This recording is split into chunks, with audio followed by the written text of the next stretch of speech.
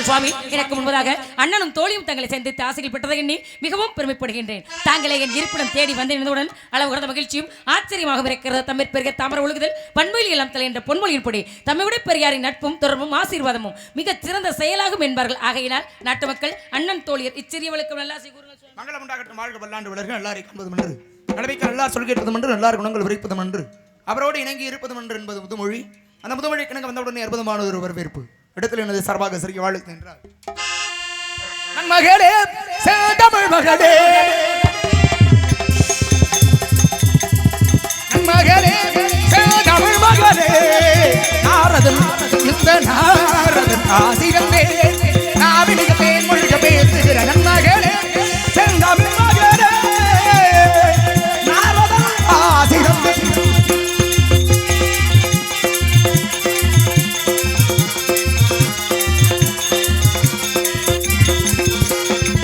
உன் புகழ் சிவனாடே போங்குமயனாடே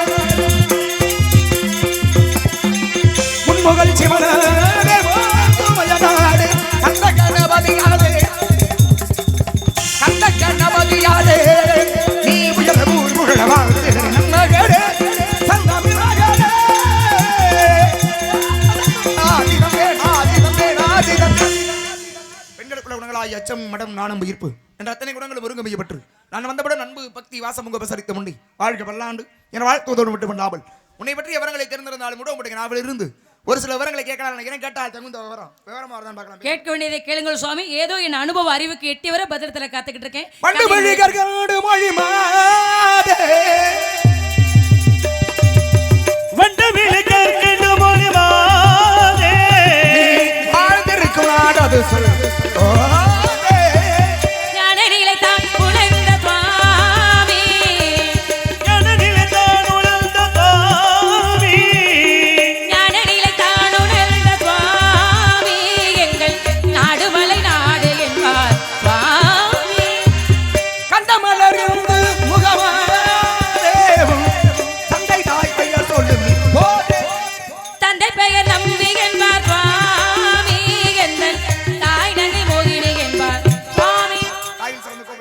சொல்மிக்க மந்திரமில்லை. நாடு தொண்டை நாடு தலைநகரம் மேற்பாடி ஊர் சிற்றூர் தந்தையின் பேர் நம்பி தாயின் பெயர் நங்கை மோகினி வள்ளி கையிலே கவன் பேசுவது தமிழ் வணங்குவது புகன் விரட்டுவது பறவை எதற்காக திணையை கொய்யாமல் இருப்பதற்காக. என்ன திணை? கருந்தனை செந்தனை. கருந்தனை யாருக்கு? செந்தனை யாருக்கு? கருந்தனை எங்களுக்கு செந்தனை முருகனுக்காகவும். ஏன் செந்தனை முருகனுக்கு கொடுக்குறீங்க? குளிர்ச்சியான பொருளை இறைவனுக்கு கொடுங்க. ஏன் முருகன் சூடா இருக்காரா? மனம் குளிர்வார் என்ற நம்பிக்கை தான். தெய்வத்திற்கு மனம் குளிர்வான பொருளை கொடுக்கணும்ங்கிறதுக்காக.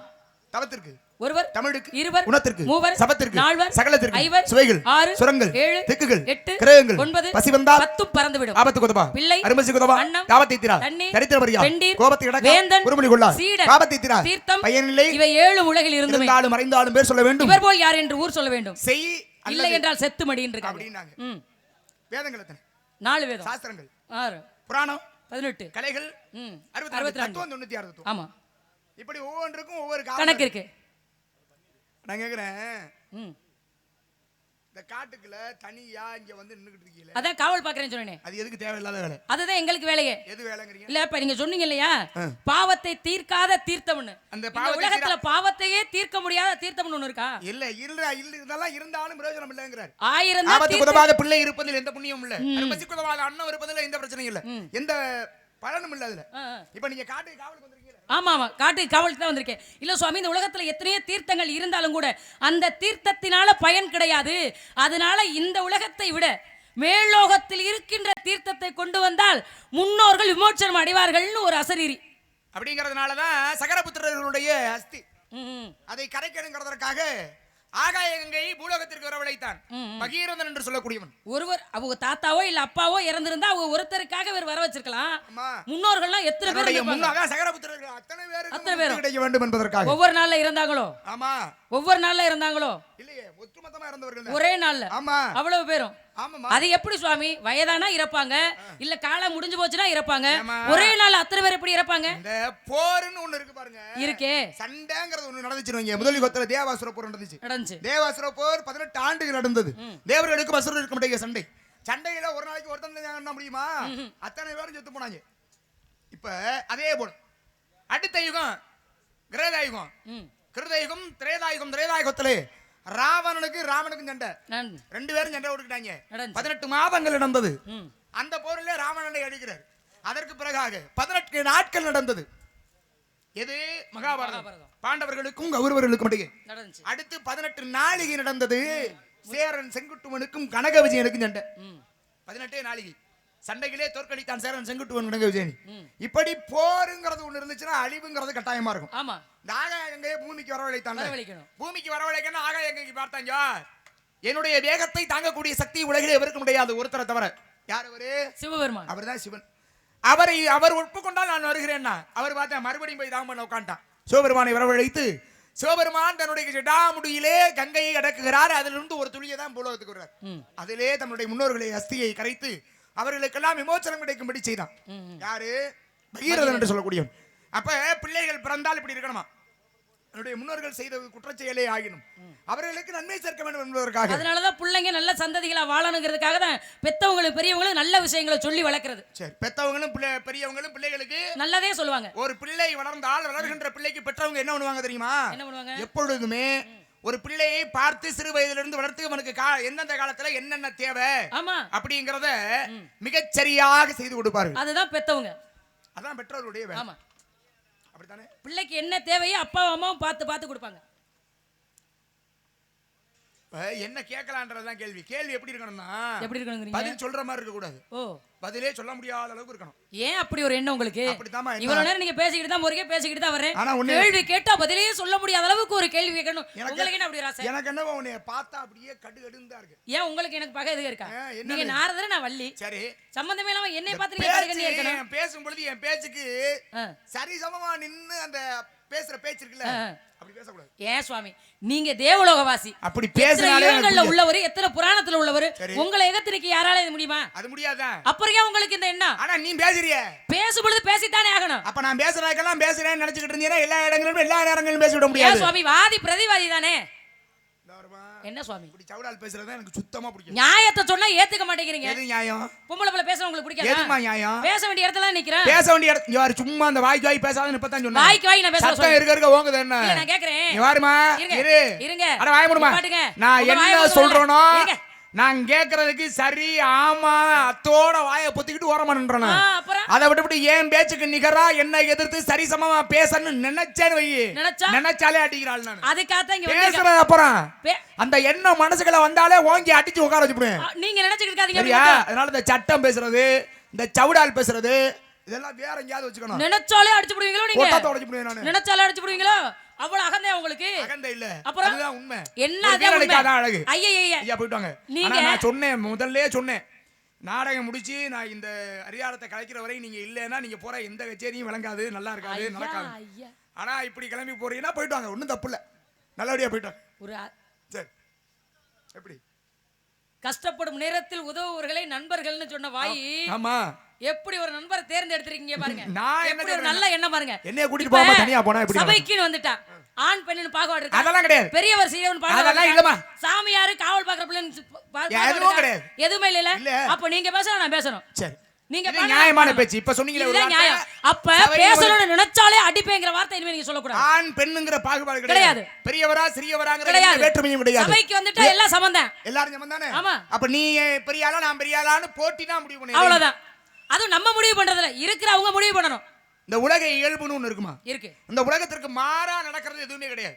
மனிதன் பிறக்கிறான்னு வைங்களே, பிறந்தவனுக்கு நரை, திரை, மூப்பு, பிணி, சாக்காடுங்கிற 5 உண்டு. மனிதர்களுக்கு எப்பொழுதும் உண்டு. நரைனா என்ன? முடி நரைச்சு போயிடும் ஒரு குறிப்பிட்ட காலகட்டத்தில். திரைனா கண் பார்வையில பிள்ளை ஏற்படும், கண் பார்வை குறைஞ்சிரும். மூப்புனா வயது முதிர்ந்து போகும், வயது முதிர்ந்து போகும். நோய், அதற்கு பிறகாக இறப்பு என்ற சாக்காடு. இதெல்லாம் மனிதனுக்கு காலந்தோறும் கட்டாயம் நடக்கும். இறைவன் படைக்கும் பொழுதே மனிதர்களுக்கு கொடுக்கப்பட்ட பரிசு. வயசு ஒண்ணு போயிருச்சுன்னு வைங்க, வயது ஒன்று கூடிவிடும். அப்ப இதுதான் கணக்கு. ஆமா, வயசு போனா வயது கூடிடும். அப்ப இளமையாக இருக்கின்றவன் ஒரு காலகட்டத்தில் கட்டாயம் கிழவனா மாறுவான். கிழவனா மாறினா அப்புறம் வயதான பேர் இருக்க வேண்டியதானே. ஆனா கிழவன் குமரனா மாற முடியுமா? இது இயற்கைக்கு மாறா இருக்கே. ஆனா மாறனா ஒரு இயற்கைக்கு மாறுதலா யாரு வாழ்றாங்களோ இயற்கை. ஆனா ஒருத்தன் மாறனா யாரு மாறுனது, எங்க மாறுனது? பேச்சுக்காக பேசுறது அழகு இல்ல. பேச்சுக்காக கேளுங்க, கைக்கு ஓங்கற வச்சுக்கிட்டீங்க. நான் யார்ட்டே கையில பண்ணி பேச்சுக்கான என்ன சும்மா போய் வச்சிட்டு இருக்கீங்க? இங்க பாருங்க, இந்த பேச்சு என்ன பாருங்க, என்ன என்ன பாருங்க. நான் யார்கிட்ட இப்படி கை வாங்கி ஆய் ஊன்னு மிரட்டி பேசுறது இல்ல. தேவையில்லாம நீங்க இப்படி கை நீட்டுறது அப்படின்னு சும்மா வச்சுக்கீங்களா? என்னமோ நான் பொய் பேசுற மாதிரி இருக்குல்ல அந்த பேச்சு. யார் போய் பேசுறதுன்னு? அப்ப நீ தானமா சொல்ற? இயற்கையோட தேவைக்கு நான் வாழ்ற என்ன பேசுறேன்? மனிதர்கள் இயற்கைக்கு மாறுதலா வாழ்றாங்க நீங்க சொன்னா கேட்க உனக்கு முடியுமா? தெரியலனா தெரியலன்னு சொல்லி அப்படி சொல்லாதீங்க. அதை விட்டுட்டு சவுடால் பேசாத. நியாயம் இல்லையே. உனக்கு தெரியலனா சொல்லுமா, நான் சொல்றேன். அப்படி அவசியம் இல்லையே. அப்புறம் என்ன நீ என்னமோ நான் ஏதோ பொய் பேசுற மாதிரி? நீங்க உண்மையை பேசுற மாதிரி பேசுறீங்க. உண்மையை பேசுங்க, நான் பதில் பேசுறேன். உண்மையை தான் பேசிட்டு இருக்கேன். உண்மையை பேசுறீங்க. குமரன் கிழவனாக முடியும், ஆனால் ஒரு கிழவன் குமரனானா ஏப்பு அப்படி மாற முடியுமா? மாறி இருக்கான். தெரிஞ்சா சொல்லு, தெரியல என் கால்ல வந்து விட்டு போ உள்ள. அவசியம் இல்லையே. உங்க கால்ல விழுறது அவசியம் எனக்கு கிடையாது. சம்பந்தமான வார்த்தை ஒட்டிக்க வச்சுக்க. வலியா கோவந்துரு சொல்லிவிட்டேன். சும்மா தெரிஞ்சா இன்னும் சவுடால் பேசுற வரவனா? நான் அங்க கேக்குறேன். ஆண்களுங்கிற பாகுபாடு கிடையாது. உங்களுக்கு பெரியார் சிறியாளுங்கிற இதெல்லாம் இதெல்லாம் என்கிட்ட பேசிட்டு கூட. தெரிஞ்சா பதில் சொல்லு, தெரியலையா பொட்டியை தூக்கி தலையில வச்சுட்டு வீட்டுக்கு போமா. சரி நான் கேக்குறேன். வள்ளின்னு வந்து நான் நிக்க. நீங்க நாரதர் வர நாங்க வள்ளின்னு வரது தவறு இல்ல. சரியா? அப்புறம் என்ன நான் கேக்குறேன். நடக்கிறது. நான் கேக்குறேன். தூக்குறது. நான் கேக்குறேன். கேள்வி எப்படி தவறும்பா? எப்படி தவறன்னு நீ? எப்ப பார்த்தாலும் சந்திக்கு மோடிக்கு போடுவேன் நொறுக்கி. கிழவன் குமரனானான். இப்ப குமரன் கிழவனாவங்கிறது நியாயமான விஷயம். கதைகள்லயும் சரி புராணங்கள்லயும் சரி, ஒரு மனிதன் பிறந்து விட்டா இறந்துருவான். இது இயல்பு. அப்போ இங்க கவனிங்க. இவ்வளவு வேகமா பேசுறாருல ஒரு ஆம்பளை பிள்ளை. இயற்கையில ஒரு மனிதன் என் பக்கம் இருக்கால, நீ வேணா பொம்பளை சேர்த்துக்க. இவ ஊரா கையும் தட்ட மாட்டாங்க, பேசாம உட்காந்துருப்பாங்க. அவங்க தான் சரியா வரும் உனக்கு. இங்க இருங்க. 1000 தான் இருந்தாலும் நீங்க அப்படி மட்டும் பேசாதீங்க. எப்பேற்பட்ட வீரனா இருந்தாலும் வீட்டுக்கு போனா அம்மா மட்டும் தண்ணி மோந்து விடணும். பொம்பளையால தான் பாதி தூக்கத்திலையும் பாதி முழிச்சுக்கிட்டு உட்காந்துருக்காங்க. ஞாபகத்துல வச்சுக்கோங்க. அப்படி மட்டும் பேசாதீங்க. நான் என்ன கேட்க வர்றேன்னா, ஒரு மனிதன் பிறந்து இறந்து விட்டால் மறுபடி உயிர் பெற முடியுமா? இது இப்படி இது நல்லா இருக்குல்ல. இப்ப நீங்க மட்டும் ஏடிஎம்டியா கேக்குறீங்க பாருங்க. உலகிலே போன உடல் உறுப்புகள்ல எந்த பிரச்சனையானாலும் உடல் உறுப்புகளை கூட மாற்றக்கூடிய அளவிற்கு அறிவியல் விஞ்ஞானம் வளர்ந்துருச்சு. ஆனால் உயிர் போச்சுன்னா அந்த உயிரை கொண்டு வந்து மறுபடியும் உள்ள வைக்க எவராலும் முடியாது. போன உயிரை குமரன் அவன் உங்க கதையில, நான் சொல்ற கதையில மட்டும் உண்மை இருக்காதோ? என்னங்க வேடிக்கை வைக்கிறீங்க? அவர் கேட்கறது நியாயம்னு இருந்தீங்கல்லப்ப, விசில் சத்தம் வந்துச்சுல்ல, அப்ப நான் கேட்கல நியாயம் இருக்கும்ல? பொய் பேசணும் அவசியம் எனக்கு இருக்கா? புரியல. அப்ப நான் சொல்ல மாட்டேனா? குமரி கிழவியாக முடியும். குமரி கிழவியா தான் ஆவா. ஆனா கிழவி குமரி ஆனா அவரோட இடத்துல அதுக்கெல்லாம் வாய்ப்பு இல்ல ராஜா. குமரன் கிழவனாக என்னுடைய கேள்வி உங்களுக்கு புரியலன்னு நினைக்கிறேன். குமரன் கிழவனாகலாம், ஆனா ஒரு கிழவன் குமரனாக முடியுமாங்கறதான் கேள்வி. இப்ப வயசு போயிடுச்சுனா மறுபடியும் நம்ம இளமை பருவம் திரும்பி வருமா? நீங்க கேட்டது எனக்கு புரிஞ்சிருச்சு. ஒரு மனிதன் பிறக்குறான், பிறந்து இறந்துறான், இறந்தவன் மறுபடியும் உயிரோட வர முடியுமா? வர முடியாதுமா. முடியாதுல. ஆமா. ஆனா 3 தடவை அவன் செத்து பொளச்சிருக்கான். யாரு? எவனோ? எங்க தாத்தாவா? இல்ல உங்க பாட்டு. 3 தடவை செத்து பொளச்சானா? 3 தடவை இறந்துட்டான், கொன்னுட்டாங்க, செத்து போயிட்டான். ஆனா மறுபடி உயிர் பெற்று வந்தாவே வந்து சேர்ந்துருக்கு, வந்து வாழ்ந்தான்.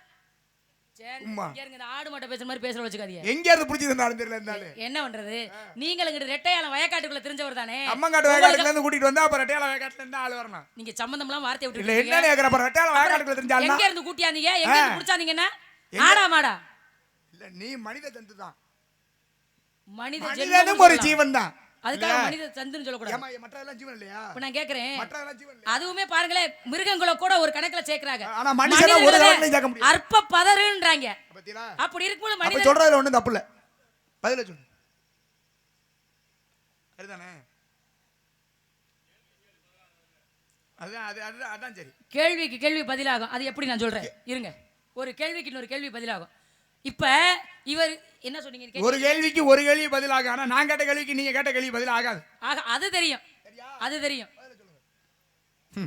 யயாதின்னு ஒரு மன்னன் இருக்க, நல்லா கவனிங்க. அவர் ரொம்ப முக்கியம். ஒரு ஹார்லிக்ஸ் போட்டு ஆத்தி கொண்டாந்து கொடுங்க. இப்பதானே உள்ள இருக்கையில ஊத்திக்கிட்டு வந்தீங்க. ஏன் இங்கதான் நிக்கணும்? தண்ணி உடைய கூட உள்ள போக கூடாது, இங்கதான் நிக்கணும்.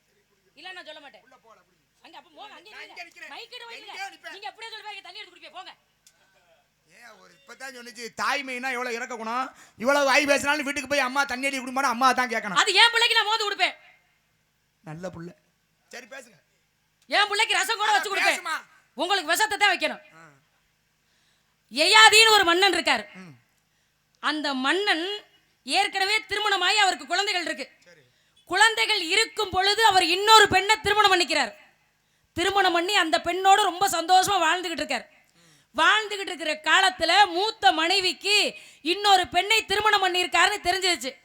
ஏத்தா ஏற்கனவே கட்டண கொண்டாட்டி இருக்கல, புருஷன் இன்னொரு பொம்பளைய கல்யாணம் பண்ணா எப்படி வைத்தறிச்ச வரும்? முதல்ல பெத்த வீட்டை தானே போய் சொல்லுவோம். 1970க்கு மேல இருக்கிற பொம்பளைக்கெல்லாம் கோவம் வராது. ஏன் வராது? அது புருஷன் எத்தனை கொண்டாட்டி வேணாலும் கட்டிக்கிட்டா நம்மள பிரச்சனை இல்லாம விட்டானா போதும். அப்படி இல்ல சுவாமி, நீங்க நினைக்கிற கணக்கு தான் தவறு. வயசுல அந்த ஆளுக்கு பயந்துகிட்டு இருப்பாங்க. வயசானதுக்கு அப்புறம் அந்த ஆளு எங்க சுத்தி ரெங்கன்னு செவிங்க நீங்க தானே வந்தாகணும். சுத்த விட்டுறாங்கல்ல, அப்ப வச்சு செஞ்சிருவாளு மனுஷன். சுத்த விட்டுறாங்கல்ல. அப்படி எங்க இப்ப எங்க இருக்கீங்க? எங்க அப்படி கிடையாது சுவாமி. எத்தனை வருஷம் போய் இன்னொருத்த வீட்டுல இருந்தாலும் கட்டுன பொண்டாட்டி தான் தாலியா இருப்பா, வச்சுக்கிறவங்க தாலி இருக்க மாட்டாங்க. தாலி பாருங்க. அப்படி இல்ல, அப்படி எல்லாம் கிடையாது. நீங்க என்ன சொல்றீங்க? வச்சுக்கிறத பத்தி பேசலாம். ஆமா, கட்டிக்கிறத பத்தி தான் பேசுறேன். கட்டிக்கிற பத்தி தசரதனுக்கு 60,003 மனைவி. ஆமா அப்படின்னு கணக்கு. ஆனா பட்டத்தரசிகள் 3 பேர் தான். 3 பேர் தான். 3 பொண்டாட்டியை திருமணம் பண்ணி அவர் வச்சிருந்தார். அப்ப பட்டத்தரசிகள்ங்கிற பொறுப்பையும் அந்த மிகப்பெரிய இடத்தையும் கொடுத்து வைக்கிறார். ஆமா, இப்ப நீங்க சொல்றது வச்சுக்கிறத பத்தி நான் பேசல, கட்டிக்கிறத பத்தி தான் பேசுறேன். ஐயா ஆம்பளை சுவாமி 5 பொண்டாட்டி கூட கட்டி பொண்டாட்டியும் 5 பொண்டாட்டியும் ஒரே வீட்டுல வச்சு வாழ்ந்த ஆள் சரித்திரம்லாம் இருக்கு. என்ன பாடுபட்டு பாருன்னு அவருக்கு தான் தெரியும். இருக்குல்ல, அப்ப பத்தி இதுல தெரியுதா பொம்பளைய பாடாப்படுத்தி எடுத்துருவேன்னு? இங்க இருங்க, அப்படி இல்ல. வேற என்ன? நாங்க இங்க இருங்க, நான் அப்படி சொல்ல போனா அப்புறம் மனசு சங்கடப்படுற மாதிரி. சரி நீங்க பேசுங்க. நான் சொல்றது கேளுங்க. அப்ப அவரு இன்னொரு பெண்ணை திருமணம் பண்ணிட்டாரு. மூத்த மனைவிக்கு தெரியுது. தெரிய வந்தோன்னா தந்தை கிட்ட போய் சொல்றான் அந்த அம்மா, அப்பா நான் இருக்கும் பொழுது இன்னொரு பெண்ணை என் கணவன் மணந்து கொண்டார், இது எனக்கு தெரியாது. ஆனா இப்ப தெரிய வந்துருச்சு, எனக்கு ரொம்ப வேதனையா இருக்கு, நான் என்ன செய்யறதுன்னு அந்த பொண்ணு போய் அழுது கதறணும்னு. அப்பாவுக்கு ரொம்ப கோவம் வந்துருச்சு. மாப்பிள்ளை வர்றாரு. வந்தோன்னு மாப்பிள்ளையை பார்க்கிறாரு. என் மகள் உன்னை திருமணம் பண்ணி இருக்கும் பொழுது எப்படி நீ இன்னொரு பெண்ணை மணந்தாய், என் மகள் வாழ்க்கை போயிருச்சேன்னு சாபத்தை கொடுத்துறாரு. இந்த இளமையும் அழகு இருக்கவன் தானே உம்பிட்டு திமுரு. ஏமா குறுக்க பேசுறேன்னு கோச்சிக்க மாட்டீங்களே? கேளுங்க சுவாமி, கதை தான் தெரியும், கதைக்கு பேரெல்லாம் தெரியாது. இந்த மொட்டத்தால என் குட்டையில உள்ள கதையா கதை சொல்லிட்டு நிக்கிறேன். என்ன கதை? யயாதின்னு ஒருத்தர் இருந்தாராம். ஏன் யயாதி பொண்டாட்டிக்கு பேர் இல்லையா? தேவயானே. அவளுக்கு பேர் இருக்குல்ல, இன்னொரு பேரை சொல்லணும்ல. இரண்டாவது மனைவி சர்மிஷ்டை. பேர் இருக்குல்ல, என் பேரை சொல்லணும்ல. அவங்க அப்பா வந்தாராம், அப்பா யாருன்னு சொல்லணும்ல. சுக்ராச்சாரியாரு. அப்படி சொல்லுமா, கதையை அப்படி சொல்லு. அதை விட்டு எப்படி? நீங்க கதை தான் கேட்டீங்க, அதுல வர்ற கதாபாத்திரத்தின் பேரெல்லாம் கேட்கல. கதாபாத்திரம் நான் முதல்ல சொன்னேன், ஒருத்தர் யயாதின்னு இல்லையா? ஆமா, அப்ப யயாதி பொண்டாட்டி யாருன்னு சொல்லணுமா இல்லையா? ஏன் அதை நீங்க சொல்லவே இல்லைங்க? கேட்கும் பொழுது கேள்வி அப்படி கேட்கல. நீங்க கதை மட்டும் தான் கேட்டீங்க. நீ என்னமா பேசுற? நான் நல்லா தான் பேசுறேன். என்ன பேசுறேன்னு நான் நல்லா தான். ஒரு கதையை கேட்டா அந்த கதைகளை தொடக்கத்திலிருந்து முடிவு வரை எப்படி நடந்துச்சு, என்ன நடந்துச்சுங்கிறத சரியா சொல்லணும். அதை விட்டு பேசி நிக்கிற பேச்சு எதுலடா வழி இருக்குது நீங்க தேடிட்டு இருக்கீங்க. அது மட்டும் ஒரு வழியை எடுத்து உன்னை தட்டி உட்கார வச்சுப்பலாம் தான் பாக்குறேன். ஆரம்பத்துல இருந்து கதை சொல்லவா? வேணாம். சர்மிஷ்டையும் தேவயானியும் தோழி. அதுல அவதான் வேணாம். 2 பேரும் தோழியா இருக்கும்போது நீராட போறாங்க. போற இடத்துல இவங்க 2 பேருக்குள்ள ஒரு சண்டை வந்துருச்சு. தேவயானிய சர்மிஷ்டை கிணத்துக்குள்ள புடிச்சு தள்ளிட்டு வந்துட்டான். அந்த இடத்துல போய் யயாதி மன்னன் காப்பாத்துறாரு. காப்பாத்துன உடனே அவர் அந்த பொண்ணு என்ன கேட்கலாம், ஐயா என் உயிரை காப்பாத்திட்டீங்க, நன்றி சொல்லலாம்ல. ஆமா, என் உயிர் போற நிலைமையில என் கையை தொட்டு நீ தூக்கிட்ட, நீ தான் என்னை திருமணம் பண்ணிக்கணும்னு சொல்லிட்டான். அந்த ஆளுக்கு அவரை அந்த பிள்ளைய பிடிச்சு போச்சு, அந்த பிள்ளைக்கும் அவரை பிடிச்சு போச்சு, வேற வழி இல்லன்னு கேட்டா. காதல் வயப்பட்டு கல்யாணம் பண்ண, அப்புறம் எதுக்கு இன்னொரு பெண்ணை கல்யாணம் பண்ணணும் அவசியம் இருக்கா? சரி அப்பா சொல்லிட்டாரு, காதல் ஒரு பிள்ளை மேல மட்டும் தான் வரணுமா, இன்னொரு பிள்ளையும் வந்திருக்கலாம். அதுல என்ன இருக்கு? காதல்னா ஒரு மேல வரதா காதல் இல்லமா? அது இல்லமாங்கறீங்க. சரி சரி, நீ காதல்ங்கிறது அப்படிதான். காதல்ங்கிறது ஒரு தடவை தான். ஆமா, ஒரே ஒரு ஆள் மேல தான் வரணும். எல்லார் மேல வர்றதுக்கு பேர் காதல் இல்ல. அப்ப அப்பா கொடுத்த சாபம், இளமையும் அழகு இருக்கிறதுனால தானே என் மகளை விட்டுட்டு இன்னொரு பெண்ணை பார்த்தேன், இந்த இளமை போய் உனக்கு முதுமை வரட்டும்னு சுக்ராச்சாரியாரு யயாதிக்கு சாபம் கொடுத்துட்டாரு. இளமையா இருந்தவர் முதுமையா மாறிட்டாரு. தெரியாம செய்த தவறுக்கு இளமையிலேயே முதுமையை கொடுத்துட்டீங்களே, நான் எப்படி வாழ்றது, வாழ வேண்டிய ஆசை மனசுல இருக்குன்னு கேட்கிறாரு. மனது இளமையா இருக்கு, உடம்பு முதிர்ச்சி ஆயிடுச்சு. ஆமா, ஓடணும்னு நினைக்கிறாரு. இப்போ சில பேர் அப்படித்தான் இருக்காங்க. நினைக்கலாம் ஆனா முடியல. மாப்பிள்ள நான்லாம் வயசுல என்ன ஓட்ட ஒண்ணு இப்போ ஓடுவேன், பேசலாம், ஓட முடியாது, ஆனா ஓட முடியல. அப்படி சொன்ன கதையா தான் இருந்துச்சு. அப்பா அவர் சொல்றாரு, யார் உன்னுடைய முதுமையை வாங்கி கொண்டு இளமையை தருகிறார்களோ அவர்கிட்ட போய் நீ இளமையை பெற்றுக்கன்னு சொல்றாரு. ஏற்கனவே 4 பிள்ளை இருக்கு யயாதிக்கு. இதுல பூருன்னு ஒரு பிள்ளை இருக்காரு. அந்த புள்ள மட்டும்தான் தகப்பன் கேட்ட உடனேயே இளமையை கொடுத்து முதுமையை வாங்கிட்டாரு. யயாதியும் கொஞ்சம் காலம் வாழ்றாரு. வாழ்ந்ததுக்கு அப்புறம் அவருக்கே தோணுது, புள்ள வாழ வேண்டிய வாழ்க்கையை நம்ம வாழ்றோமே, சே இனிமே புள்ள வாழட்டும்னு மறுபடி கொண்டு போய் இளமையை கொடுத்துட்டு முதுமையை வாங்கிட்டாரு. யயாதிதான் இளமையா இருக்கும் பொழுது முதுமை வந்து மறுபடியும் முதுமையை கொடுத்து இளமையை வாங்கிட்டவர். அவர் தாங்க இந்த கதையில வந்தவர். நான் கேட்டதுக்கு சொல்லுங்க. இங்க வாங்க. அதான் பேரு முத கொண்டு சொல்லிட்டல. சரி, இளமையை கொடுத்தவன் பேரும் சொல்லிட்டல. சரி, அப்புறம் என்ன பிரச்சனை நீங்க சொல்லுங்க. அப்ப கிழமை கொடுத்த பிள்ளை என்ன தேவையா கொடுத்தது அவர் தானே. அப்ப யயாதியினுடைய முதுமையை வாங்கி கொண்டு தனக்கு உண்டான இளமையை பூருங்கிற பிள்ளை கொடுத்தான். அதனால பிற்காலத்திலே அவனுக்கு இளமையை கொடுத்து விட்டு முதுமையை வாங்கி கொண்டு காட்டுக்குள்ள போகும்போது மொத்த நாட்டுக்கு நீந்தாண்டா அதிபதினு பூர்வனுடைய கையில யயாதி நாடு அனைத்தையும் ஒப்படைச்சிட்டு போயிட்டார். அப்ப ஒரு கிழவன் குமரனான கதை மகாபாரதத்துல உண்டு. ஆமா. சரி பரவாயில்ல. எதுக்கு வந்தீங்க? 3 முறை. 3 முறை இல்ல, ஒரு தடவை தான் வந்தீங்க. ஏன் வந்தீங்க? 3 முறை. 3 முறை இல்லாம எதுக்குமா வந்த? செத்தான்ல ஒருத்தன். 3 முறையா? ஆமா. 3 இல்ல எங்க பண்ணீங்க? 3 முறை இறந்து 3 முறை இறந்தானா? இறந்துட்டு மறுபடியும் உயிர் பெற்றான். தேவாசுர போர் நடந்துச்சுல்ல, தேவர்களுக்கும் அசுரர்களுக்கும் சண்டை நடக்கின்ற பொழுது தேவர்கள் பக்கத்திலிருந்து அசுரர்கள் பல பேரை கொல்றாங்க. எல்லாம் செத்து போயிடறாங்க முதல் நாள் போர்ல. மறுபடியும் போர்ல வந்து பார்த்தா எவனெல்லாம் இறந்தானோ அவனெல்லாம் மறுபடியும் உயிரோட நிற்கிறான். பார்த்தாங்க அவங்க என்னடா இறந்தவன்லாம் மறுபடியும் உயிரோட வந்து நிற்கிறான், இதுக்கெல்லாம் என்ன காரணம்னு பார்க்கும் பொழுது அசுரகுரு சுக்ராச்சாரியாருடைய சஞ்சீவனி மந்திரம் தான் காரணம் அப்படிங்கிறத தெரிஞ்சுக்கிட்டாங்க. சஞ்சீவனி மந்திரத்தை போய் கேட்டா அவன் சொல்லுவானா? சொல்ல மாட்டான். ஏன்னா இவன் எதிரியா இருக்க முடியவன்ட்ட போய் இவனையும் பிழைக்க வைக்கிறதுக்கு உபாயம் என்னன்னு கேட்டால் சொல்ல மாட்டான். அப்பதான் என்ன பண்றாரு, அசுரகுருவினிடத்திலேயே தன்னுடைய பிள்ளையை கஷன் என்பவனை பிரகஸ்பதி தேவகுரு வியாழ பகவான் அனுப்பிச்சு வைக்கிறார். போய் நீ சண்டை ஓட்டா தானே சண்டைக்காரன் பார்ப்ப, அவனிடத்துல நீ போய் மாணவனா சேருங்கிற, மாணவனாக சேர்ந்து கொள் அப்படின்ன உடனே சுக்கராச்சாரியாட்ட அசுரகுருடத்திலே தேவகுருவினுடைய பிள்ளை போய் மாணவராக்கிங்க என்ன அப்படின்னு கேட்குறான். அவர் பார்த்தாரு, சரிப்பா உன்னை நான் மாணவனாக ஏற்றுக்கொள்கிறேன், வேற வழி இல்லை, அதுதான் தர்மம். யார் வந்தாலும் சரி. எப்படி பாண்டவர்களுடைய சகோதரனான சகாதேவன் சாஸ்திரத்திலே சிறந்தவன், கௌரவர்கள் வந்து போருக்கு களப்பலி கொடுக்கிற நாள் எதிரா அப்படின்னு கேட்கும் பொழுது சரியான நாளை தேர்ந்தெடுத்து கொடுத்தானோ அது சாஸ்திர தர்மம். அதே போல ஒரு குருநாதராக இருக்கக்கூடியவர் தன்னிடத்திலே மாணவராக வரக்கூடியவனுக்கு அனைத்து விதமான அவனுக்கு அடிப்படை தகுதி அனைத்து இருந்துச்சுன்னா கட்டாயம் சேர்த்துக்கிட்டார்.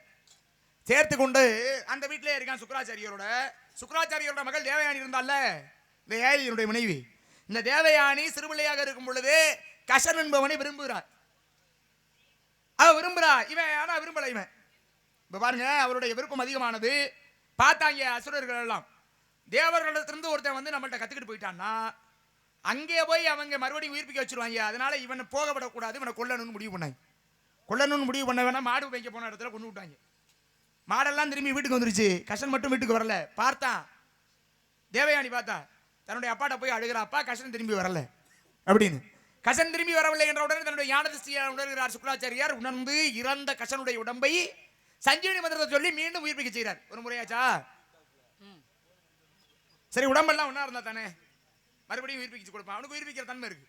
அப்ப அவனுடைய உடம்பை சிதைத்து விட வேண்டும் அப்படின்னு சிதைச்சிட்டாங்க. மறுபடியும் என்ன பண்றாரு சுக்ராச்சாரியார், சஞ்சீவனி மந்திரத்தை தெரிந்து அதை சொல்லி மறுபடியும் கசனை உயிர்ப்பிக்கிறார். 2வது முறை. 3வது முறை பார்த்தாங்க, இந்த ஆளு சும்மா அப்படியே அவனுடைய உடம்பு இருந்துச்சுன்னா எப்படியும் அவனை சேர்த்துக்கு உயிராக்கி விடுவான், இதுக்கு ஒரே வழிதான் இருக்கு அப்படின்னு இந்த ஒரு வழியை என்ன பண்ணாங்க, இந்த கசனுடைய உடம்பை எரித்து அந்த சாம்பலை எடுத்து சுக்ராச்சாரியார் குடிக்கின்ற பானத்துல கலந்து கொடுத்துட்டாங்க. சுக்ராச்சாரியார் குடிச்சிட்டார். தேவயானி மறுபடியும் வந்து அழுகிற, அப்பா கசனை காணவில்லைன்னு. அவனை காணவில்லை என்று உடனே சுக்ராச்சாரியார் தன்னுடைய ஞான திருஷ்டியினால் உணர்கிறார், வயிற்றுக்குள்ள இருக்கான் சாம்பலா. சரி, ஒன்றும் பிரச்சனை இல்லை, சாம்பலா இருக்கிறவனை மறுபடியும் உயிர்ப்பித்து கொண்டு வந்துடலாம். ஒருவேளை அவனுக்கு உயிர் கொடுத்தோம்னா அவன் வயிற்றை கழிச்சுக்கிட்டு வெளியில வந்துடுவான். வயிற்றை கழிச்சு வெளியில வந்து நம்ம உயிர் போயிடும். அப்ப சஞ்சீவனி மந்திரத்தை தெரிஞ்சது நம்ம ஒரு ஆள் தான். வேற எவனுக்காக தெரிஞ்சிருந்தா அவன் நம்மளை உயிர்ப்பிச்சிருவான். ஆனா வேற எவனுக்கும் தெரியாதே. அப்பதான் யோசிக்கிறார். இப்ப பாருங்க, வயிற்றுக்குள்ள இருக்கக்கூடிய கசனுக்கு உயிரை உண்டாக்கி அந்த உயிருக்கு சஞ்சீவனி மந்திரத்தை சொல்லிக் கொடுக்கிறார். இவன் போன வேலை என்ன, சஞ்சீவனி மந்திரத்தை தெரிந்து கொள்ள வேண்டும் என்று. அப்ப உயிரை உருவாக்கி சஞ்சீவனி மந்திரத்தை சொல்லி கொடுத்தாரு. சொல்லி கொடுத்த உடனே இவன் என்ன பண்ணிட்டான், வயிற்றை கிழிச்சிட்டு வெளியில வந்தான். வெளியில வந்து சஞ்சீவனி மந்திரத்தை மீண்டும் சொல்லி சுக்ராச்சாரியாரை மீண்டும் அவன் உயிர்ப்பிக்கிறான். ஒரு முறைக்கு 3 முறை இறந்து மீண்டும் பிறந்தவன் யாருன்னா தேவகுரு வியாழ பகவான் பிரகஸ்பதியுடைய பிள்ளை கஷன். சுக்ராச்சாரியார் தான் 3 முறையும் அவனுக்கு உயிரை கொடுக்குறாரு. சரியா? பதில் சரியா? எதுக்கு வந்தீங்க? காவலுக்கு. கல்யாணம் ஆயிடுச்சா? கல்யாணம் தான். ஏன் காவலுக்கு வரேன்? கல்யாணம் ஆனா காவலுக்கு வரக்கூடாதா? கல்யாணம் ஆனவங்களுக்கு தான் காவல் அதிக பொறுப்பு இருக்கு சுவாமி. கல்யாணம் ஆகாத பிள்ளைங்க தான் காவலுக்கு போகணும் அப்பா சொல்லியிருக்காரு. ஓ, ஏமா என்ன தண்ணி கூட குடிக்க கூடாதுன்னு அவ்வளவுதான் பேசுனீங்கல்ல. உனக்கு சூடு சொரணை இதெல்லாம் இருந்துச்சுன்னா நீ போய் தின்னுட்டு வருவியா? நீங்க ஏன் என்ன கவனிக்கிறீங்க? என்ன நொண்ணைய கவனிக்கிறீங்க? தண்ணி மட்டும் குடிக்க போக கூடாதுன்னு நீ அவ்வளவு சவுடால் பேசுனீங்கல்ல. நீங்க கேட்டதுக்கு பதில் சொல்லிட்டு தான் நான் போனேன். கல்யாணம் ஆகல இல்ல இல்ல உங்களுக்கு பேச்சோட வைங்க. உங்க இதெல்லாம் தேவையான கல்யாணம் ஆகல இல்ல குழந்தை இருக்கா? இப்படி ஏட்டிக்கு முடியாவே பேசினா அப்புறம் திருப்பி பொம்பளை பேசி பிடிச்சுன்னா பட்டுக்கிறோம். ஏன் அப்ப என்ன கேட்டேன்? தப்பா கேட்டேனா? கல்யாணம் ஆகாம குழந்தை பெத்துக்கிறதுக்கு அப்பெல்லாம் இங்க வாய்ப்பு இல்ல. ஏமா அப்படி சொல்ற? அப்படி எப்படி பெத்துக்க முடியும்? ஏன் உன்கிட்ட கேக்குறேன்? ஏங்க கல்யாணம் ஆகி கணவன் ஒருத்த வந்தா குழந்தைன்னு ஒண்ணு பிறக்கும். புருஷன் இல்லாம எப்படி குழந்தை பிறக்கும்? இத ஏன் உன்கிட்ட கேட்டேன் தெரியுமா? ஏன் என்கிட்ட கேக்குறீங்க? காரணமா தான் கேக்குறேன். என்ன காரணம்? இந்த குந்தி போஜ நாட்டுல குந்திங்கிற ஒரு பிள்ளையை வளர்க்கறாரு. ஆமா குந்தி போஜன். ஆமா ஆமா. அவ பேரு பிருதை. குந்தி போஜன் வளர்த்ததனால குந்திங்கிற பேரு அவளுக்கு. ஆமா. கல்யாணமே ஆகலாமா? ஆகல. துர்வாசர்ங்கிற முனிவர் போனாரு. கல்யாணம் ஆகிறதுக்கு முன்னாடி சூரிய கடவுளுடைய அம்சமாக கர்ணன் பிறந்துட்டான். ஆமா கல்யாணத்துக்கு முன்னாடி அந்த அம்மா வரத்தை உச்சரிச்சாக வந்து பிறந்துட்டாரு. பாத்தீங்களா? அவ ஒரு வளர்ப்பு பிள்ளை. ஆமா. வளர்ப்பு பிள்ளைய துர்வாசர்ங்கிற முனிவர் போய் சந்திக்கிறாரு. சந்திச்சாரு. சந்திச்சதுனால குந்திக்கு குழந்தை பிறந்துச்சு. வரம் கொடுத்தாரு. பிறந்துச்சா? அங்க போய் முனிவர் வரம் கொடுத்தனால எனக்கு எந்த முனிவர் வரம் அந்த கொடுக்கல. சந்திப்பு ஏற்படலன்னா குழந்தை பிறக்குமா? சந்திப்பு ஏற்பட்டுச்சு குழந்தை பிறந்துச்சு. சரி. அடுத்து தாசராசன் ஒருத்தர் செம்பளவர்களுடைய தலைவன், அதாவது மீன் பிடிக்கிற வேலை. இந்த தாசராசன் என்ன பண்றாரு? மச்சகந்தின்னு ஒரு பொம்பளை பிள்ளையை வளர்க்குறாரு. பாருங்க இதெல்லாம் வளர்ப்பு பிள்ளை தான், நல்லா கவனிங்களே. மச்சகந்தின்னு ஒரு பொம்பளை பிள்ளை, அந்த பிள்ளையை வளர்க்குறாரு. வளர்த்த பிள்ளைய பரிசல் ஓட்டிக்கிட்டு இருக்கா. பரிசல் ஓட்டின பிள்ளைய பராசரங்கிற ஒரு முனிவர் போய் சந்திக்கிறார். முனிவருடைய சந்திப்பு ஏற்பட்டதுனால அங்கே மச்சகந்திக்கு குழந்தை பிறக்குது. கல்யாணம் ஆகல, குழந்தை பிறந்துருச்சு. உங்களுக்கு புரியும் நினைக்கிறேன். குந்தி போஜனுடைய வளர்ப்பு பிள்ளை குந்தி. துர்வாசர் என்ற முனிவர் சென்றார், குந்திக்கு குழந்தை பிறந்துச்சு. தாசராசனுடைய வளர்ப்பு பிள்ளை மச்சகந்தி. அங்கே பராசரர் சென்றார், குழந்தை பிறந்துச்சு. நம்பிராஜனோட வளர்ப்பு புள்ள வள்ளி. இன்னைக்கு நான் வந்து இங்க இருங்க. இந்த வதியலா அந்த நீங்களே இடத்துக்கு வட்டி. எங்க சுத்தி எங்க வரீங்க நீங்க? நம்பிராஜனுடைய வளர்ப்பு பிள்ளை வள்ளி. நாரதர் என்ற முனிவர் நான் வந்திருக்கேன். அந்த எல்லாருக்கும் அப்படியே சந்தோஷமா இருக்குங்க இருக்கவங்களுக்கு எல்லாம். அதனால உனக்கு சுவாமி என்னமா அவங்க வந்தாக குழந்தை பிறந்துச்சு. இப்போ எனக்கு குழந்தை பிறக்கும். எனக்கு குழந்தை பிறக்கும்னு சொல்றீங்க. ஆமா. குழந்தை பிறந்தா அந்த குழந்தைக்கு தகப்பன் ஒருத்தர் இருக்கணும்ல. நான் வந்ததுக்கு அப்புறம் நீ எதுக்கு கவலைப்படுற? தகப்பன் பேரை சொல்லுங்க. வந்திருக்கு இருக்காருல்ல. யாரு? தகப்பன். பேரு சொல்றேன் கேளு. சொல்லுங்க. ஐயா நாளரை.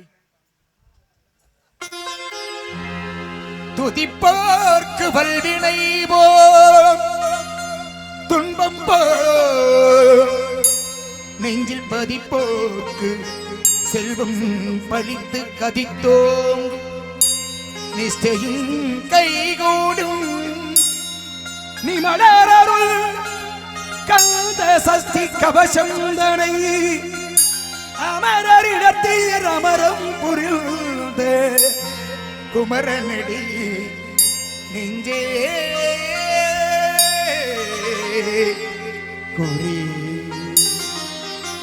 என் பாட்டுக்கு இறைவன் முருகன் பண்பாட்டுக்கும் தமிழுக்கும் தலைவன் என் பாட்டுக்கு இறைவன் முருகன் பண்பாட்டுக்கும் தமிழுக்கும் தலைவன் தந்தையின் வடிவில் வந்தான் தந்தையின் வடிவில் வந்தான் செல் தமிழிசை சொல்லி தந்தான் செல் தமிழிசை சொல்லி தந்தான் என் பாட்டுக்கு இறைவன் முருகன் பண்பாட்டுக்கு தமிழுக்கும் தலைவன் சுக்குக்கு மிஞ்சிய மருந்தில்லை சுப்பிரமணிய கடவுளுக்கு மிஞ்சிய தெய்வமே இல்லை. கந்தன் கடம்பன் கதிர்வெட்டு வேலன் செந்தில் குமரன் செங்குட்டு வேந்தா மாப்பிள. என்ன சுவாமி? முருகனா? அவர்தான். எனக்கா? உனக்கு இவள் நேரம் பேசல நியாயம் தான். காட்டுக்குள்ள இருக்கிற பிள்ளைக்கு போய் தெய்வத்தை புருஷனை பார்த்து வந்திருக்கீங்களே, இது நியாயம் இல்ல சுவாமி. கணவனே கண்கண்ட தெய்வம் என்பது பெரியவர். அதுக்காக தெய்வத்தையே கணவனா ஏத்துக்க முடியாது. கட்டிக்கமா நல்லா இருப்ப. விருப்பம் இல்லைங்கற. கட்டிக்க. வேண்டாம். ஏன்? வேண்டாம். அல்லும் பகலும் அந்த அவஸ்தையை விடுத்து அல்லும் பகலும் இந்த அவஸ்தையை விடுத்து அவனியோர் தொலைகிரு பாய்சவி மடுத்து சொல்லும் என் வார்த்தைகள் பொய்யான தபவேட புனிந்து வந்தவரே தவறு வேணும் புரிந்து வந்தவரே பொய்யான தபவேடம் புனிந்து வந்தவரே உமைக்கு போல் சொல்லும் புகழும் நாரதரை கைவரிசை சொல்லாது உனக்காகவே நான் சொன்னேன் கோவட்டும் தக்கினமே உனக்காக நான் சொன்னேன் கோவெனும் மெச்சினமே மணக்கவலை கொள்ளாத நாடிடத்தில் என்புதான் சொல்லும் என் வார்த்தைகள் எனக்கு பறிந்து கொண்டு இசைக்க வந்தது போதும் எங்களின் இல்லாமல் எங்கேனும் போய் போதும் கைவரிசை